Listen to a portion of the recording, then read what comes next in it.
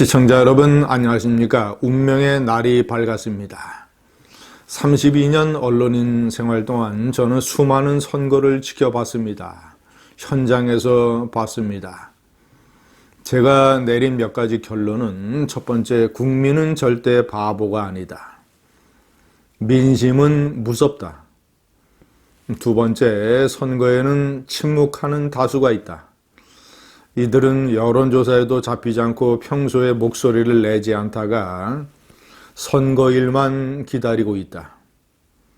세 번째, 침묵하는 다수가 선택을 하는 기준은 진정성이다. 침묵하는 다수, 다르게 표현을 하면 중도층, 부동표, 이 사람들이 결국 어디에 쏠리느냐, 이것을 결정하는 중요한 기준은 진정성이다. 세 가지 원칙이 제가 발견한 선거에서의 비밀입니다. 국민은 바보가 아니다. 침묵하는 다수가 있다. 침묵하는 다수는 진정성으로 표를 던진다. 제가 이 세 가지 기준으로 역대 있었던 선거들을 좀 설명을 해보겠습니다.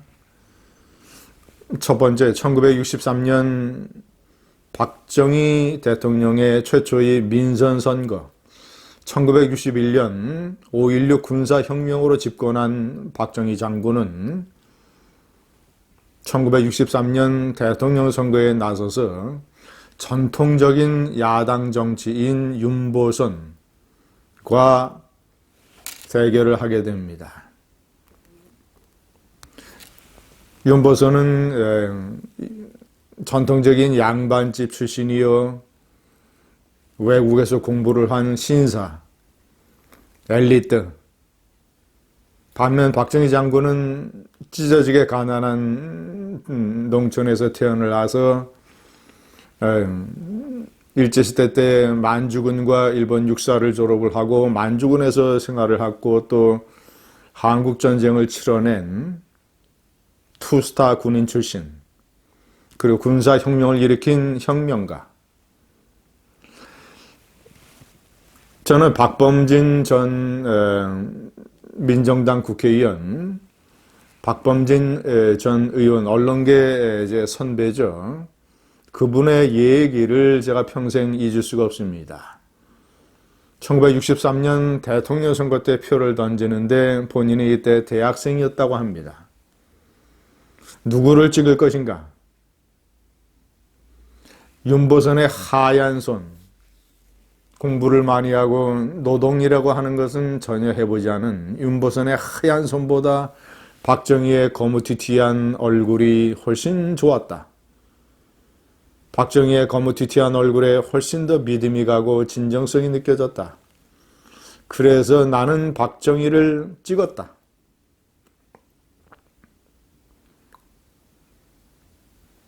그래서 15만 표 차이로 박정희 대통령이 신승을 해서 박정희 그때서부터 16년 집권, 5.16서부터 18년 집권의 위대한 역사가 시작이 됩니다. 박범진만 그랬겠습니까? 많은 사람들이 어떤 기준으로 선택을 했을까요?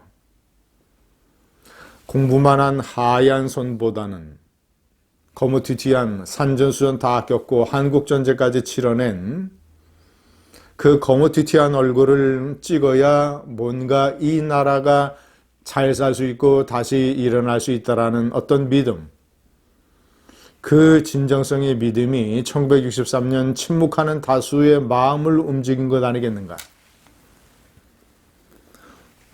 두 번째, 2004년 선거도 마찬가지입니다. 노무현 대통령 탄핵 역풍 때문에 당시 한나라당이죠. 한나라당이 백석도 건지지 못할 것이라는 엄청난 위기감에 사로잡혔습니다.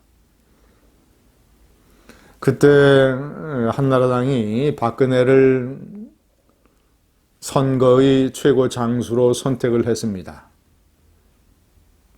그때 박근혜가 전면에 나서서 국민들에게 호소했습니다.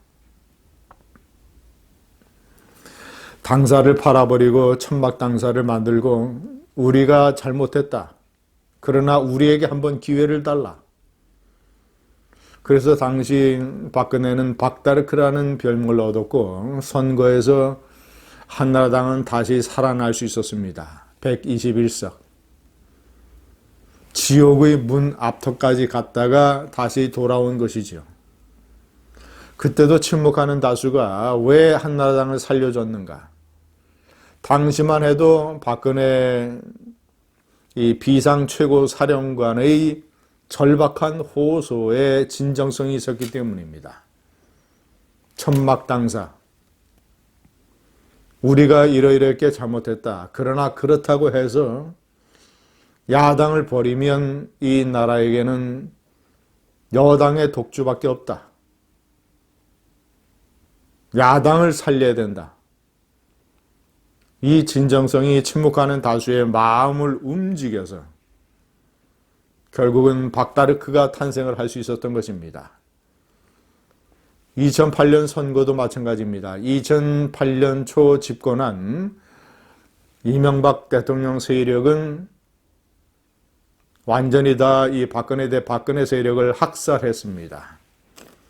그래서 박근혜는 얘기했습니다. 나도 속고 국민도 속았다. 그리고 잘려나간 자신의 이 박근혜파 의원들에게 얘기를 했습니다. 살아서만 돌아오라.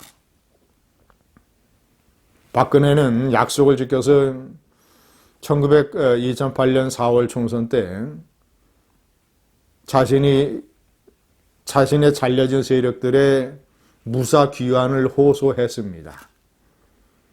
그런데 놀랍게도 선거의 여왕이라는 타이틀이 붙을 정도로 박근혜는 선거에서 승리했습니다.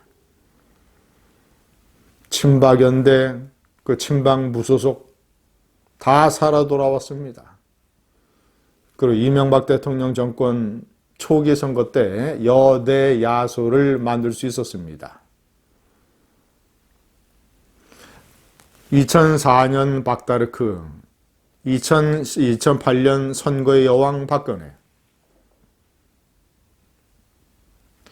4번 2012년에 정말 이제 당시 한나라당 정권이 완전히 코너에 몰렸습니다. 이명박 정권 말기의 측근들의 부정부패가 본물처럼 쏟아졌습니다. 그래서 이 선거는 틀렸다. 완전히 여소야대로 넘어가게 생겼다. 위기다라는 이런 관측이 팽배했습니다. 그런데 박근혜가 비대위원장을 맡고 김종인이 비대위 수석 부위원장을 맡았습니다. 박근혜는 놀랍게도 또 한 번 괴력을 발휘했습니다. 그때 야당이 아주 전면적인 선거 연대를 실시했습니다. 한명숙 대표와 이정희 대표. 그런데 야당이 그런 선거 연대를 했음에도 불구하고 당시 새누리당은 153석이라고 하는 대승을 거뒀습니다. 여대 야소. 2008년에 이은 아주 연속적인 여대 야소. 집권당 세력이 여대 야소를 기록한 것은 보수 우파는 그때 2번이 유일한 기록입니다. 선거의 여왕의 묘수는 그러나 2016년에 몰락하게 됩니다. 2016년에 끔찍한 공천파동.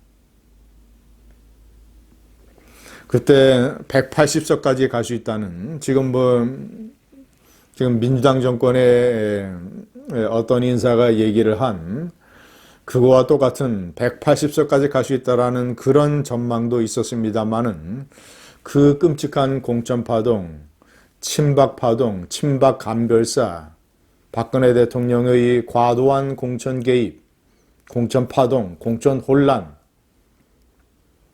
집안은 망해갔습니다.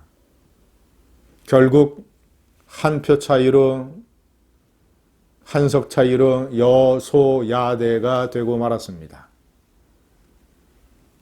박다르크, 선거의 여왕, 선거의 묘수, 모든 박근혜의 선거 신화가 그 선거 하나로 완전히 무너져 내렸습니다. 왜냐? 제가 다시 말씀드리지만 침묵하는 다수가 박근혜 대통령의 진정성을 외면했기 때문에 과거 우리가 찍어줬던 박근혜의 진정성은 다 사라졌구나. 친박파동, 공천파동, 친박감별사, 권력의 오만은, 권력의 불통. 4년 전 2016년의 자유우파 보수우파 세력의 선거의 몰락을 다른 무엇으로 설명할 수 있겠습니까? 진정성에 대한 침묵하는 다수의 외면. 자, 그렇다면 오늘 선거의 결과는 어떻게 될 것인가? 침묵하는 다수, 20 내지 30%로 추정되는 부동층, 여론조사에 잡히지 않았던 침묵하는 다수, 그들은 제가 봤을 때는 문재인 정권이 3년 동안 얼마나 많은 것을 잘못했는가를 잘 알고 있을 겁니다. 아무리 돈을 퍼줘도, 선거 막판에 현금을 살포해도, 아무리 코로나라는 커튼으로 가리려 해도 국민은 똑똑하기 때문에 제가 얘기하는 침묵하는 다수는 3년 동안 문재인 정권이 무엇을 잘못했는가를 너무나도 잘 알고 있을 겁니다. 그러나 또 하나의 관건이 있습니다. 또 하나의 의문이 있습니다. 그렇다고 미래통합당을 과감하게 선택할 것인가? 그렇다고 적극적으로 투표장에 나와서 대안으로서 미래통합당을 선택할 것인가? 미래통합당을 선택하기 위해서는 미래통합당이 진정성을 증명을 해야 됩니다. 아니, 했어야 됩니다. 미래통합당에게 진정성이 있느냐 없느냐, 과거 박다르크 선거의 여왕, 그 시절의 자유민주 우파가 침묵하는 다수를 끌어들였던 진정성, 그 진정성이 지금 미래통합당에게 있느냐. 그래야만 문재인 3년 실정에 실망하고 분노를 느끼고 있는 사람들이 투표장에 나가서 적극적으로 미래통합당을 찍을 것입니다. 오늘 선거의 관건은 미래통합당의 진정성에 대한 침묵하는 다수의 심판입니다. 감사합니다.